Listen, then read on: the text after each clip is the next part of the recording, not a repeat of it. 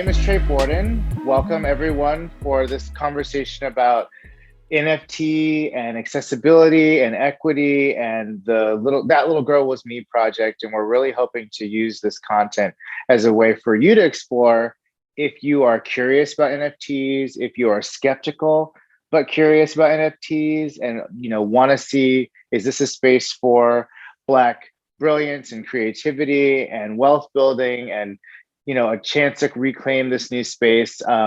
We wanted to have a conversation where those sorts of issues will be touched upon. And so today, I am very grateful to be speaking to one of the brilliant innovators and legal and financial minds in this space who is really trying to allow people like us to understand why this is a compelling opportunity, how it can start to reinforce some of the wealth building and community building that we'd like to see in these financial systems and spaces.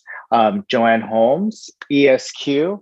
Joanne, would you mind just kind of going a little bit into your background, how we got connected and what you find exciting about the kind of crypto blockchain NFT space? Sure. First of all, thank you so much for the invitation, Tré. It is a true honor to support the That Little Girl Was Me initiative. I say that because it's sometimes amazing to me that the little girl who I was at 11 years old, who was looking at television characters because I didn't know any lawyers, has now practiced law in intellectual property, and I manage portfolios in over 140 countries.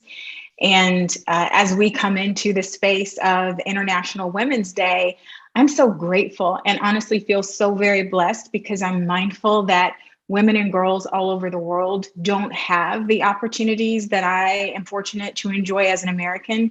But one of the things that's very exciting to me about the Web3 space is that I want to knock down some of those barriers and invite people all over the world who reflect talent and innovation and curiosity and creativity into this space. And my intention, as is I know yours, is to represent the diversity of this space. And so that people from communities of color, BIPOC communities, and I think in particular, that has to be done by design so that the LGBTQ plus innovator says, I belong in this space. And the person who's from a developing world country says, if I have access to the internet and I know I have something to contribute, even if I'm unbanked, I can be in this space and I can build value for myself and my family. So that's where I'm coming from, having been an intellectual property attorney for over 20 years, really being very excited about the innovation and the technology that is represented in Web3. Very excited, as you mentioned, about the financial opportunities with new paradigms being built that can be inclusive in ways that the legacy ones were not. And I see the creativity that's happening with artists in the NFT space. I think about the technology and all the ways that we haven't really even built upon it yet. And I'm excited and really thoughtful about how we welcome people and let them know they belong here. I think this project is a wonderful way to celebrate that. And I'm excited to be part of this conversation. Well, thank you very much for that introduction.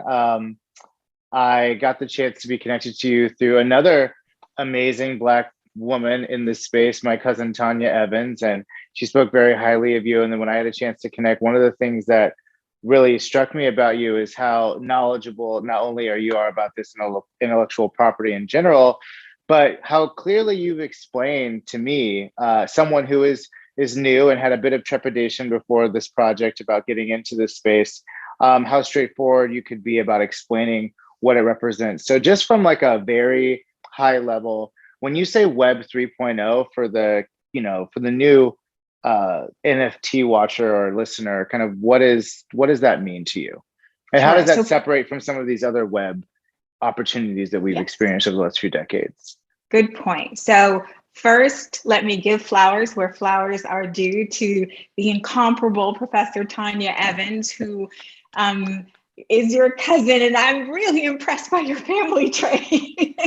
Thank you. Two down, many more to go. I hope we're doing all right. Deep over there. Yeah, trying to bring fame to the name when we can. You're doing your ancestors honor, shall I say? Tanya is extraordinary because there, frankly, are so few women, and then go one level deeper, women of color in this space. And she is so extraordinarily knowledgeable and generous in her knowledge. So I'm very grateful that she connected us. To answer your question about what is Web3, I appreciate you saying that, because I think communities have ecosystems and languages, and sometimes that language can feel like an impediment to jumping in, and it doesn't need to be, because we can all find ways that this space can be accessible and that we can contribute. So if we think about the legacy and history of the internet age that's been more participatory and that people have really been involved in, we think back to the late 90s or early 2000s, and we had Web 1.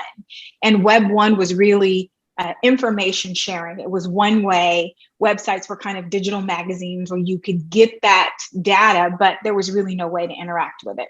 Mm-hmm. Web 2 was the advent in many ways of intercommunication. And so it was Facebook for social community. It was Amazon as a marketplace. It was Google as a centralized information resource. And the advent of mobile technology, and I go all the way back to the Palm Trio in 2003. Hey. You filled me on the Trio. I never had one, but I have many interesting memories of those. Yeah. Yes. I thought it was so cool. And I'm admittedly a bit of a tech geek. So that was along my alley to have a smartphone. But the smartphone technology, not just here in the States, but all over the world, opened up access to information. And again, that ability to intercommunicate. But what came out of Web 2 was a lot of centralization and a lot of capital that flowed inward to those key organizations like a Google, and Amazon, a Facebook. And so there was a lot of wealth accretion amongst those central points of Web 2. Web 3 is about distributing value. It's about community. It's about people being rewarded for participation. It is about on-ramping people in many ways to digital assets. And let me break that down a little bit. So some people's entree to Web3 would have been cryptocurrency. Maybe they bought Bitcoin. Maybe they bought ETH, which is the currency of the Ethereum network. And so you might have gone from, oh, it's suspicious and it's something that criminals use, to, oh, somebody talked to me about it and it seems kind of interesting, to, especially after I'd say 2020, it became much more in the public consciousness of what cryptocurrency is. Well, you saw people talking about, I'm a millionaire, I'm a billionaire, yes. Overnight you have like GameStop. It's like, yes. It seemed like almost like you were missing a boat that hadn't even docked yet. Yes, yes, that's exactly correct. Nobody has missed it. There's only 5% of the global population that are participating in owning crypto assets, right? So cryptocurrencies are one of those assets, one of those digital assets. And they're an entree to a financial system. They can be invested, they can be traded, they can be used to buy products and services. Another facet of that that's related is DeFi. So you've got these fundamental coins that can be traded for value. What other kinds of creative things in a financial system can you do? So, for example, with DeFi, DeFi being decentralized finance. Decentralized finance, okay. Exactly. So you can take something that's equivalent, let's say, to a US dollar, to a euro, and there's something in cryptocurrency called a stable coin that is intended to, let's use the US dollar as an example, that's intended to stay the same value as a US dollar, right? Okay. And so just like you can have a CD or a money market account or a savings account in traditional finance, and you will earn a very modest yield on that, with stable coins, you can earn much more substantial yields. And so DeFi is a component of Web3. If we move over to sort of the creative side, what many people might be familiar with are NFTs, which are non-fungible tokens. Right. And hence why we're here today. Exactly. So NFTs are two things. On the technology side, an NFT represents a deed of ownership. And so you might have a deed to your house, you might have a deed to your car, but that deed effectively says you own an asset, right? Now, the exciting part is, what is that token, that non-fungible? And non-fungible just means it's not interchangeable, it's unique, it's oftentimes scarce. And so what is that token attached to? What it's attached to might be a piece of art, it might be some sports memorabilia, it might be a house. So what that deed of ownership connects to can be a variety of things. But what NFTs have really unlocked, and what is so, I think, exciting for artists, for musicians, for creatives of all types, is that when we had, if we go back to that Web 1 scenario and the history of how the web has evolved, when we had the internet, we had the ability to grab music and distribute it without payment as digital files. We had the ability to grab art and make a copy, sort of the right click save. What it didn't do is give us a way to authenticate, right? And so there's this concept in art around provenance. And can you prove that this is the original Mona Lisa or Picasso or what have you? And there are people who have their entire livelihood around authenticating those original works to the artists. Now what we have is blockchain, and they can be wrong technology. as well. They can be wrong. They can be extremely experienced and have a wonderful amount of expertise and still get it wrong. This eliminates that narrow even possibility. Exactly. And how does it eliminate it? It eliminates it through using blockchain technology, which is just a software platform that uses computers all over the world to independently authenticate that something came from where it says it came from. And so if you're an artist, you create an artistic visual work, you then mint it, which means you take it from whatever format you created it in and you create a digital format. And then you upload that to some art marketplace and someone can come buy like it. OpenSea.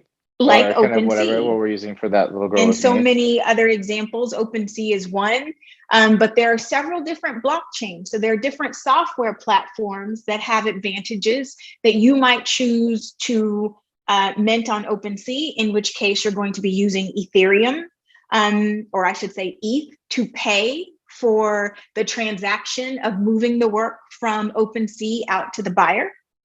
Or you could use other blockchains that use different ways for payment, maybe have lower transaction costs. So there's a whole different conversation we could have around where do you mint and why. But just going back to what is an NFT, again, you've got that deed of ownership, which is a token on a blockchain, and then you've got the asset. So once you take the asset, you make it digital by minting it, then someone can come to a marketplace like OpenSea and buy it. And how does the buyer know that it is authentically coming from that author? Because the blockchain is going to verify it came from a digital wallet. Computers all over the world are going to verify that that is true. And then it's going to land in your digital wallet. And that gives us the provenance. The technology takes the place of those professionals who would verify the authenticity of the Mona Lisa. And instead, computers all over the world are going to verify via that network that, in fact, the work came from that wallet created by the author to you. And then that same network will verify when you move it so that your buyer can confirm that the work is authentic. And now, I'm sorry if I missed you touching upon this, but another really exciting thing from the creator standpoint is that, you know, right now you sell a work in a gallery, maybe even before you get the work to the gallery. Once it leaves the artist ownership, it could balloon in price over time in the secondary market, and the artist gets none of that. In this situation, you can program into the blockchain, I believe, some sort of percentage or royalty that will actually link back to the originator as it's sold. I mean, I believe it diminishes kind of as many times as it is traded up. But can you speak to that a little bit? Absolutely. And I think that's one of the most exciting things about this technology. To your point, Tré, historically, the artist had value in the first sale.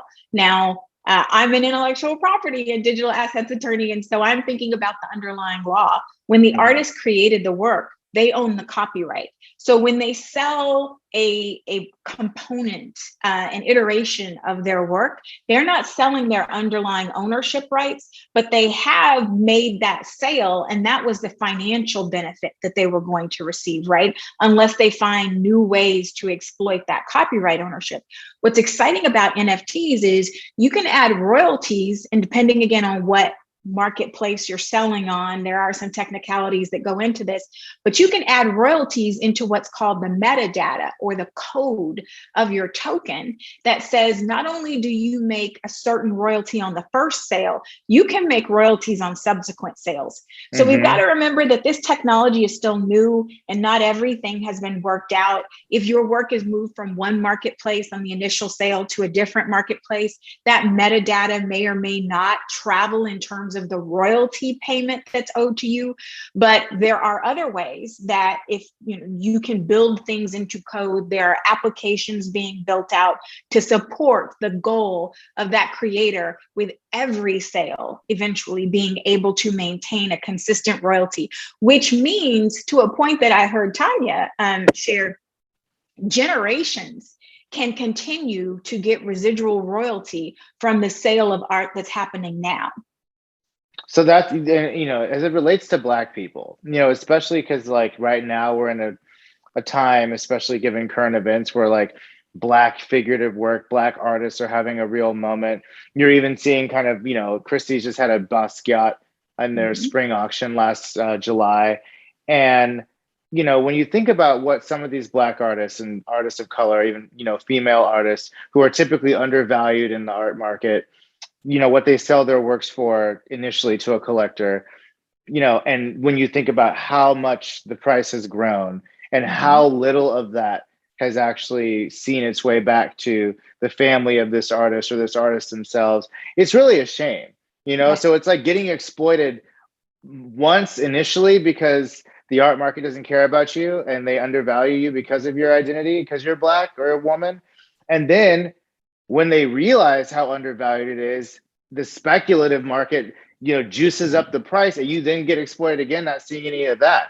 So I feel like, because we're in this community that is so used to that, it is a really exciting opportunity to see some of that value accrued, not just initially, but, over time, and correcting this imbalance between, BIPOC female artists and the seemingly ruthless art market. And so that's really interesting. And I think that this could kind of be a segue into, as a Black female IP attorney, obviously you've been in a lot of spaces and been the only, Yes. you're very used to that. And I think that one of the things that makes people skeptical about this Web 3.0 space is that you have the people, we're limited by the imagination of the architect when it comes to designing these spaces, designing how they're going to work and who they're going to work for. We've seen the limitations of social media and the Web 1 and 2 based on this very narrow, homogeneous set of designers, mostly white dudes in Silicon Valley, to be straight up. Some Asian people, some women, obviously sprinkling of Negroes, but for the most part, but a clear imbalance in terms of something that is meant to encompass everyone's needs in the world. And so a lot of people are now very skeptical that this Web 3.0 is just going to replicate some of the values and lack of values that our current reality has in this new space.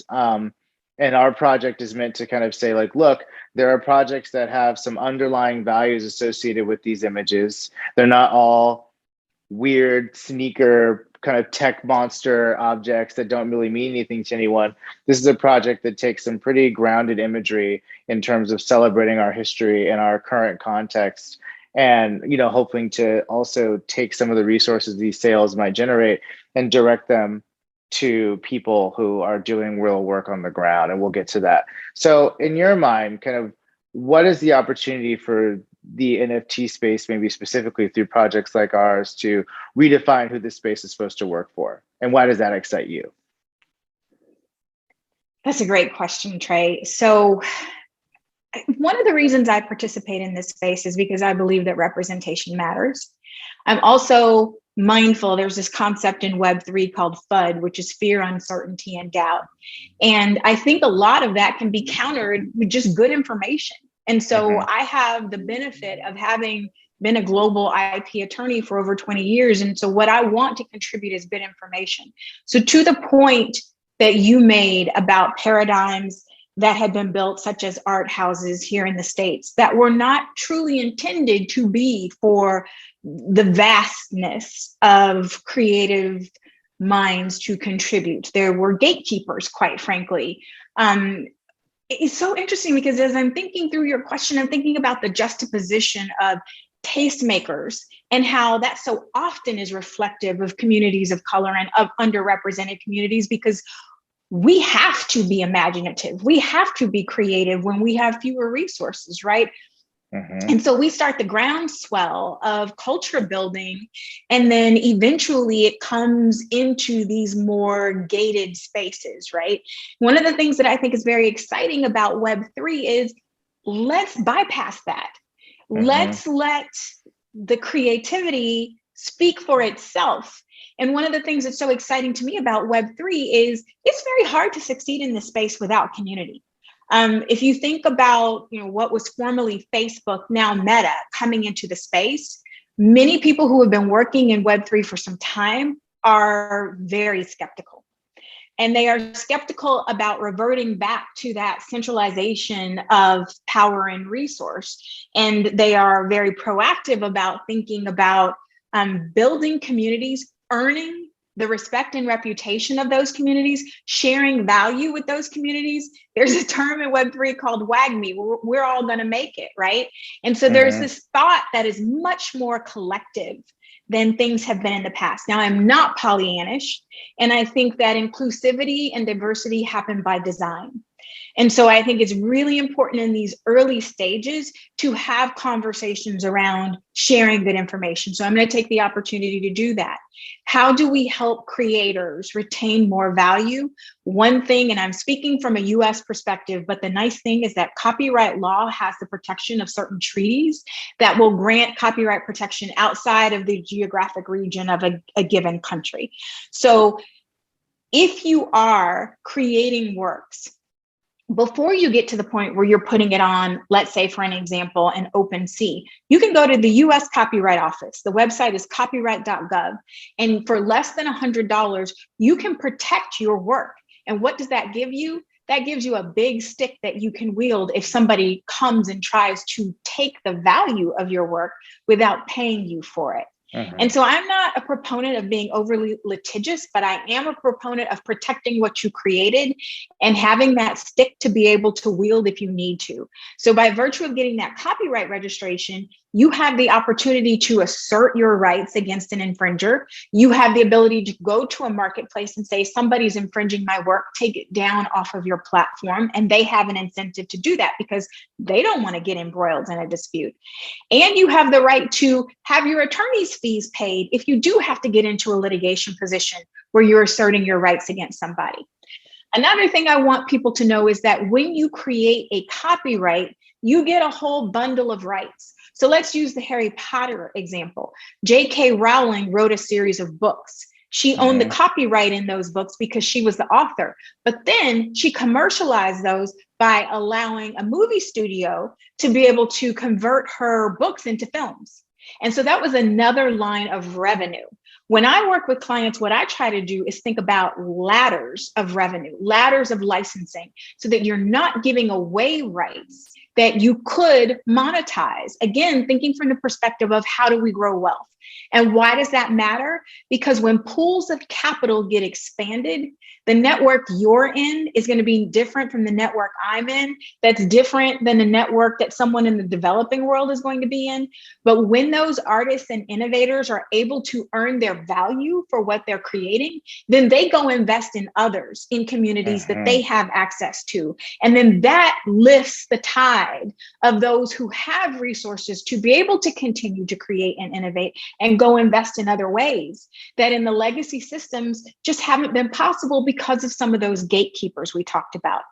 So if we take what I've said and we apply it to the law of NFTs, when you create digital art, You immediately, by virtue of clicking save on your computer, you own the copyright in that work. You go one step further and get those protections that I spoke to by registering it with your company's copyright office. And so when you mint that work and allow someone to buy it, what you want to do is have, and I don't want to take the art and the love of art out of this, but I do want to think about it from a business perspective. And so if you're building a community, you want to think about, how do you give value to that community? When someone buys an NFT, what rights are they getting? Can they go put their, digital art that they bought from you on a t-shirt? Can they put it on a mug? Can they go do fan art and create maybe a cartoon or a television series or a film series? All of those things are happening. So what's super exciting to me is, historically, from an intellectual property perspective, you had the Disney model, where you own all the IP. It's centrally managed, it's locked up. And if somebody comes and tries to create a derivative work that could be fan art, let's say, for example, Disney may choose to go out and say, well, actually, your fan art is an infringement on my copyright. In Disney's case, will choose almost always. Yeah. Yeah. But then if for those who might have some familiarity in the space, we go back to 2018, you had something called Kitties, right? And this was the first really popular set of NFTs. And what Roham Garagoslu and the Dapper Labs team did was they said, we're going to allow people who buy a CryptoKitty the right to go commercialize it up to $100,000. And it was unprecedented, Tré. And I get super excited about it because what I see Web3 as is an opportunity to create more egalitarian intellectual property-based wealth. So you say, hey, I like what you did. Let me be an owner of your NFT, right? Give me the right to go build something that brings even more people into this community and raises the value of the asset. It's the opposite. It's turning that historical Disney-like paradigm on its head. And that is creating community. So when you are creating your NFT collection, you want to think about, what's my roadmap? First of all, let me lock up my protection. And then let me think about, what is my roadmap for inviting others in, so that I'm adding value for my community and they want to go invite their communities in. And that is what is so different in the Web3 space, that opportunity that we don't have to have the gatekeepers, and that we can build community and we can all create value together. I mean, that's such an interesting flip, from what most people are concerned about when it comes to creativity. You're so concerned about someone stealing or exploiting or misusing or taking credit for something that you did. It's really fascinating just to imagine a world where your spirit of creativity is not one couched in, yes, protect yourself, be smart, but to produce something with the full expectation of others' contributions contributing to its inherent value. That is a very different way of approaching creativity and community and collaboration and possibility. That is a really exciting way to think about why this space is compelling to participate in, because some of these things need to be, CryptoKitties is an example, but we need to see so many of these types of collaborations and projects and what comes from them for, the downstream effect of it to actually loop right back around to the real world. Because I think if you start, because one of the things that I think will happen, and obviously seeing a bunch of people get rich really quickly with seemingly no knowledge or expertise, that's a lot to get a lot of people's attention and get people interested in, like, well, this idiot can become a millionaire, but just by believing in some worthless thing that grew over time, they had no control over it, then maybe that's something that could work for me. And I think that that's the reason there's a lot of skepticism, because people are like, I don't need something to provide humongous value with no expertise seemingly at random. That's basically what we have. I think that people are much more compelled to be part of something that starts to just be a more attractive way of living, a more attractive way of, providing value to one's community and collaborating with other creative people. If it seems that much more compelling than what we have, people will leave what we have given a better option. And I think that providing the runway and the kind of set of case studies and examples that people can start to look toward to say, this model we have here clearly isn't working. this one is at least working to the extent that I can see how it could benefit all of us, and my participation will accelerate that. I think that is I think that is the exciting part about Web3, is that it will start to more fully show why the systems we have are broken and why they're designed to not work for people like us or anyone really. Systems that don't work for us ultimately don't work for anyone, because they're based upon, exploitation and kind of depressed value of contributions, and I think that people are just really tired about that. So people are tired and no longer willing to accept it. And we haven't even gone into the realm of DAOs, which are decentralized autonomous organizations, where communities are coming together and forming collaborations for any number of reasons, for investment, for using an NFT collection sale to be able to fundraise to support artists or to support, let's say, for example, women in the developing world. The first NFT that I bought it. It's called Friendly Black Hotties. And I bought it because the creator was specifically focused on bringing more Black women into Web3. There are a number of projects now that are proliferating around that model of inviting value to the community and having these generous intellectual property licenses. And so we're seeing extraordinary things happening, Tré. I mean, the evolution and innovation is almost breathtaking to try to keep up with, because we've just been talking about NFTs in isolation, right? And so we can talk about NFTs as certificates of authentication to have access to a community, right? And then that community has a given goal or a given value. Again, that's the DAO I mentioned. We can talk about NFTs as assets in gaming. 3 billion people on the planet are gamers. Gaming as an industry is larger than sports and music combined. Mm-hmm. And so in the pandemic, there were NFTs that were used in blockchain-based gaming that were literally the way that people in the developing world were putting food on their table, through this concept of play to earn, where through your participation, you are rewarded in tokens that can be turned into your local fiat currency. We haven't talked about the metaverse and what that set of worlds are going to look like, that for some feel like they're a long way off. But if you know a kid anywhere between, let's say, 9 and 16, they've probably played Roblox, right? Mm-hmm. And Nike World exists in Roblox as a metaverse. And so brands are in these spaces already trying to build value for those communities, that in not too long, those kids are going to be young adults who have a lot more financial power. You think about how those kids are now asking their parents for money to buy in-game assets, be that skins, clothing for their characters, music, weapons, whatever. Music, any of those things that are isolated into that gaming platform. But Web3 is going to make those assets interoperable.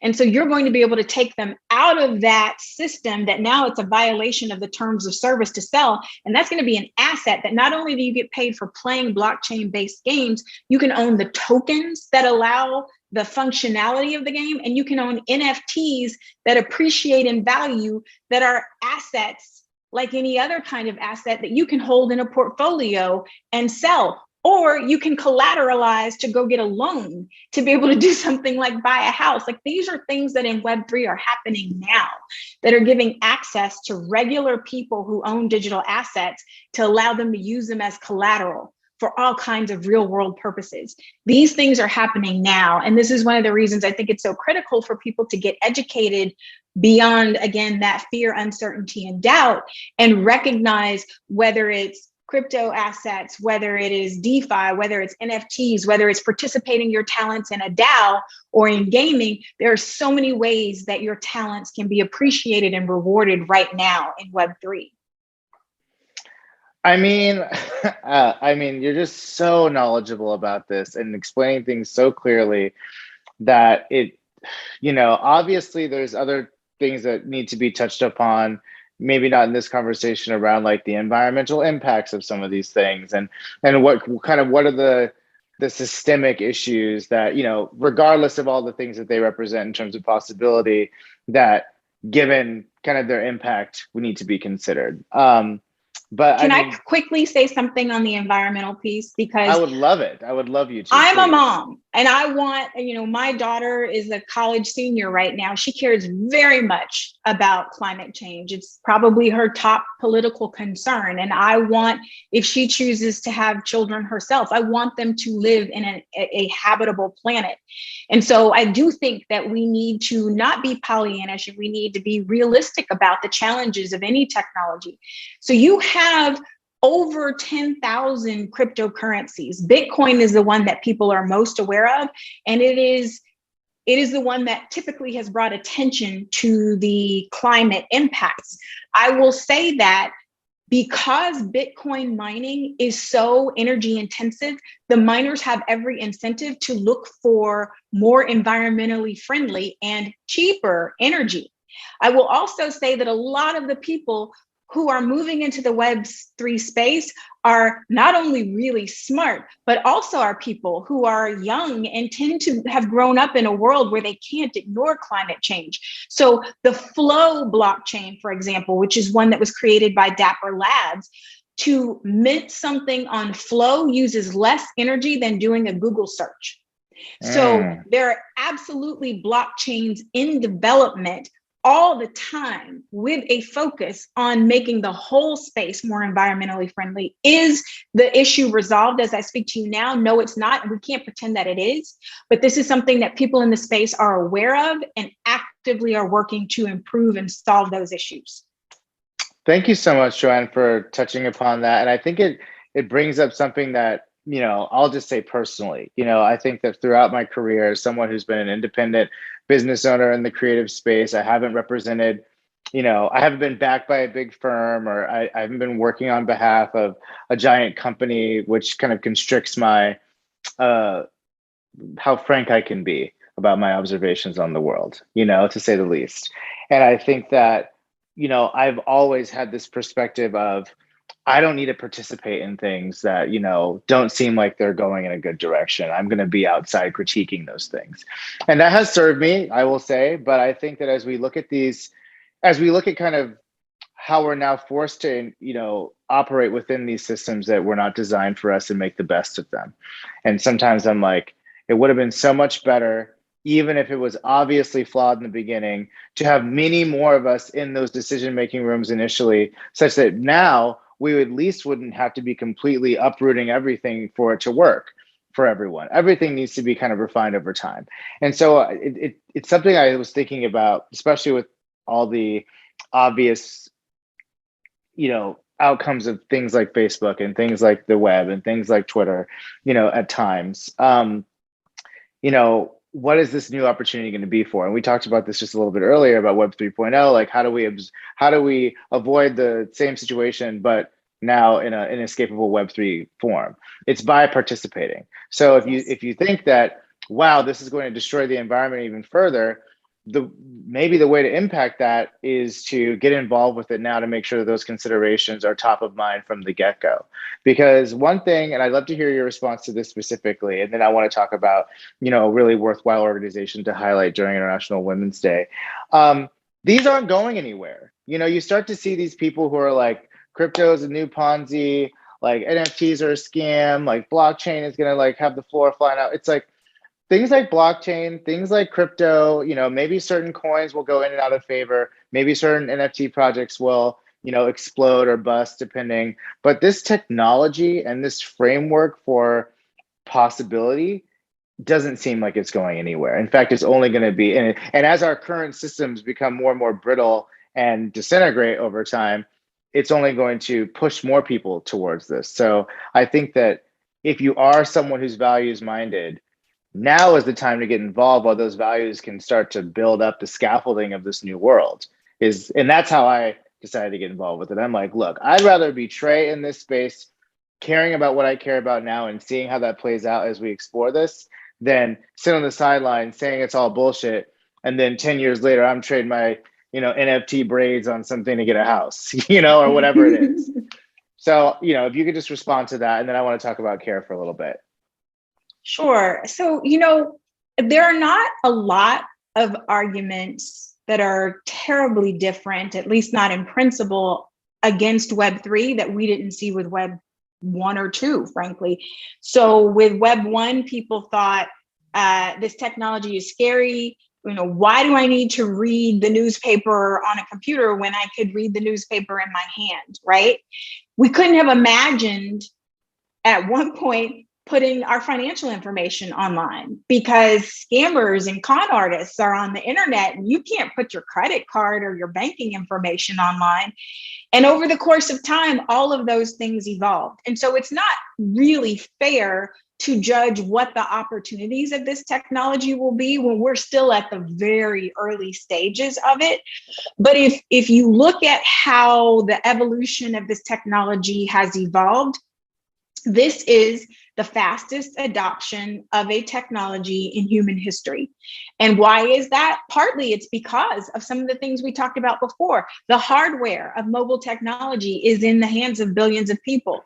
The internet infrastructure and cellular infrastructure to give access to the tools are in the hands of billions of people. So what we have now is a lack of education and information.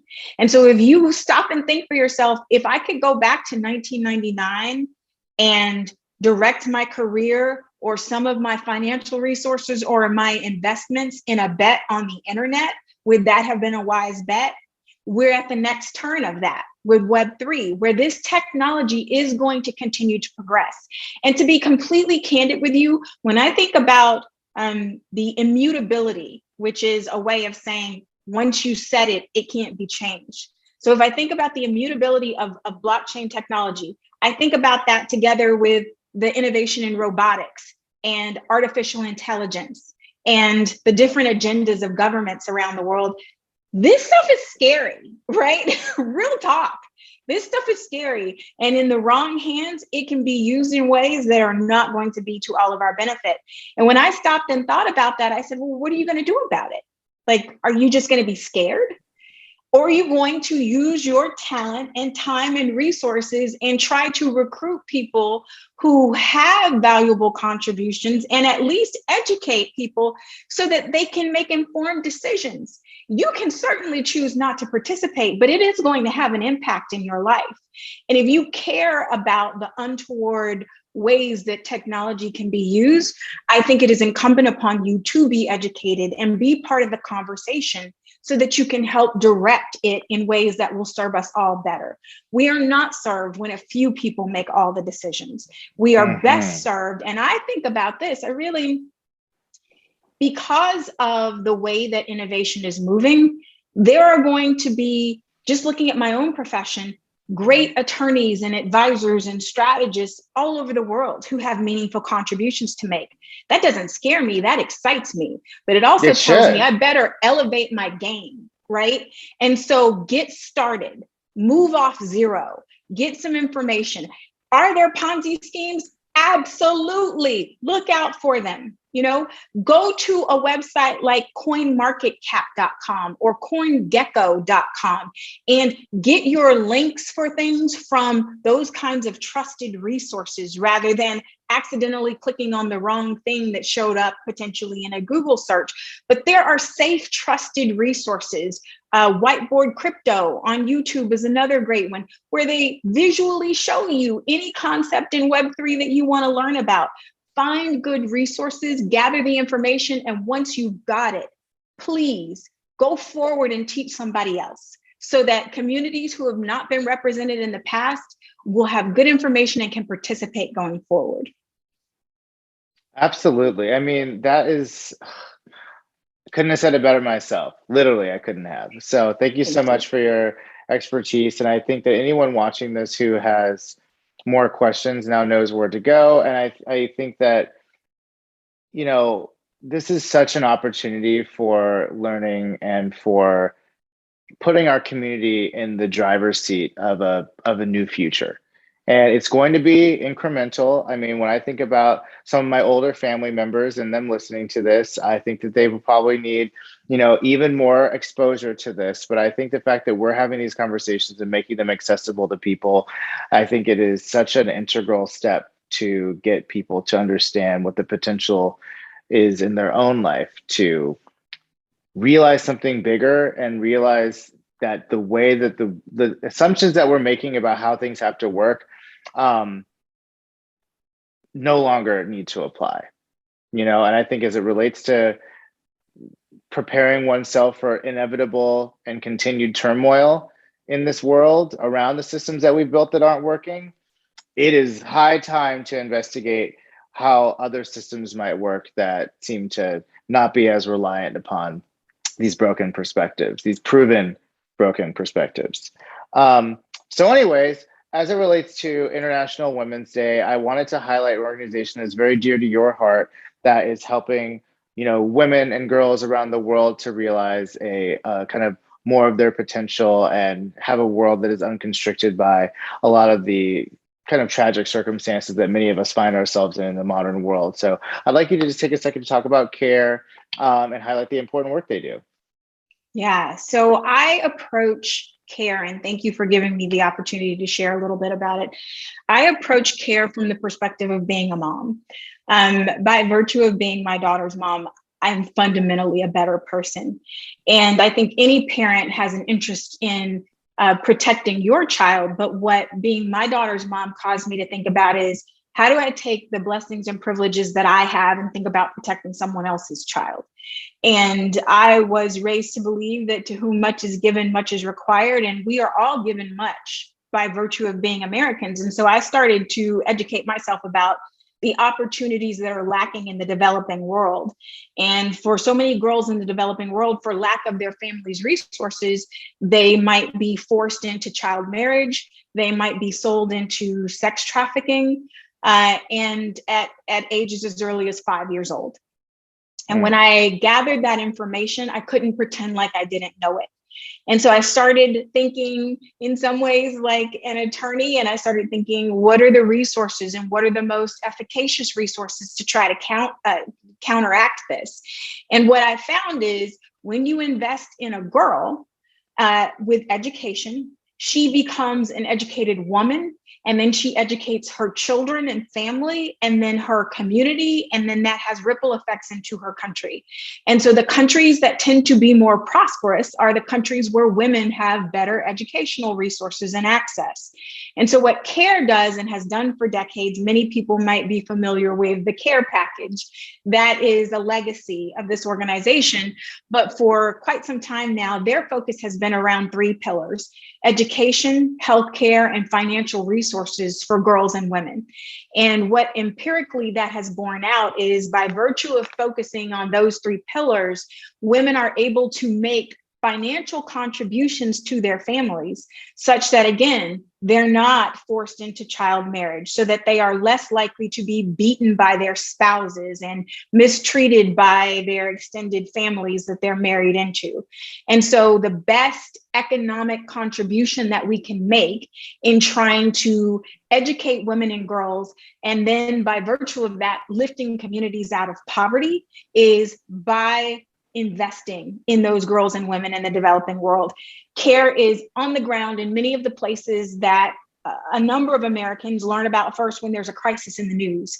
What I respect is that CARE has typically been there working with not only the women and girls, but the boys and men and the communities at large, to change some of the perceptions around the value that women and girls can have, so that when a crisis hits, some of that work has already been done.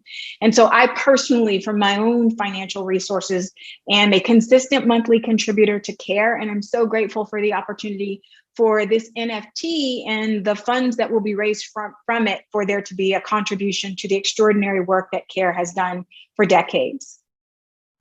Absolutely. And thank you for sharing all of that extremely valuable information about CARE. And I think that as this NFT space becomes more robust and more projects like That Little Girl Was Me are successful, it'll be interesting to see how success and resources that are accumulated in this new space can be funneled and like really directed to on the ground efforts in the IRL space that still are kind of woefully underfunded and kind of need more visibility. And like you said, the downstream effect of more of us having capital is that we can direct that to the things that we care about, as opposed to kind of like trying to convince someone who doesn't care about it to give it to us so that we can distribute it. You know, that is a very highly inefficient way to allocate resources to the communities that we think need it most. Well, Joanne, this has been such a wonderful talk, and I think it has been exactly what I wanted and more.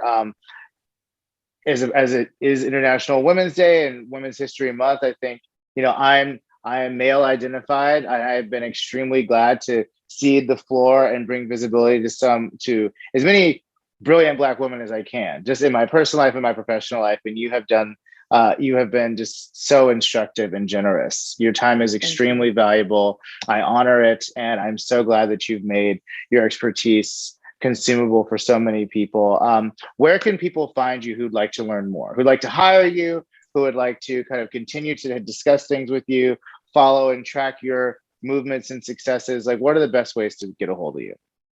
Thank you for giving me the opportunity to share that. Let me say, because I'm required to, that nothing that we've spoken about today is legal or financial advice. But if you would like to work with me, I would invite you to go to my website, which is Holmes, HOLMES, at atlaw.com. You can also connect with me on LinkedIn. I'm at Joanne Holmes on LinkedIn and Holmes at Law on Twitter as well. In terms of how I work with clients, I've really tried to think about where the needs in Web3. So I see it as sort of three phases. The first is oftentimes at the road mapping or white paper stage, where you're starting a project and you really don't know what you don't know about the legal impacts. And so that would look like a limited engagement consultation where I'm giving you some baseline guidance around how the law applies to your project. The next phase is when you are building, growing, maybe you have a DAO that's got some traction or a project that's scaling. And the reality is that the law as it applies to Web3 is evolving all the time. So maybe you need an ongoing strategy partner to help you understand how the evolving law applies to your project. So that's the second way that I work with clients. And the third way is I have the fortune of having negotiated deals with companies like Disney and Microsoft and the NFL. And so I'm very astutely aware of where money is left on the table, and I don't like to do that. And so when you are potentially punching above your weight, when you have got some opportunities with larger organizations to negotiate major strategic partnerships, or licensing deals, and you need someone who's going to help you navigate those waters, I come in on those types of IP licensing and digital asset deals. So those are the key three ways that I work with clients. I really love the business of supporting clients. I'm an attorney who gets more excited about the business strategy in some ways than the underlying law. So I really enjoy working with clients and helping understand what are you trying to achieve and helping you plan and prioritize your budget to make the most of your legal spend. Well, I hope that your inbox is flooded. I'm sure it will be, because what you offer is extremely timely and valuable to so many. And it has been so valuable to me. On behalf of the That Little Girl Was Me team, I thank you so much, Joanne, for spending this time with us. Thank you for helping us to create a more inclusive Web 3.0 and just to spread valuable knowledge in our community, from our community. The knowledge that we need as Black people, as BIPOC people, to thrive is already contained in our community. And I think that is something that we need to keep front of mind. Like, we have the resources. So many of us are active in every space imaginable. And I think that encouraging this kind of cross-pollination and sharing of resources, like, I love the fact that you're an IP attorney who's been in the game for 2 decades, and you're like, time for the new. And that's just as relevant to the clients I've had as the ones I hope to have. And I think that is such a brilliant and resourceful and savvy perspective. So I expect big things. Already they're happening. And I just feel so fortunate to have been able to speak with you today about that. So take care. And I guess we will see you at the next project. Thank you, Tré. I wish everybody all the best. Please get involved in this space. If you don't set your own agenda, somebody else will. So let's go make this happen. Amen. Thank you, Joanne. Bye-bye.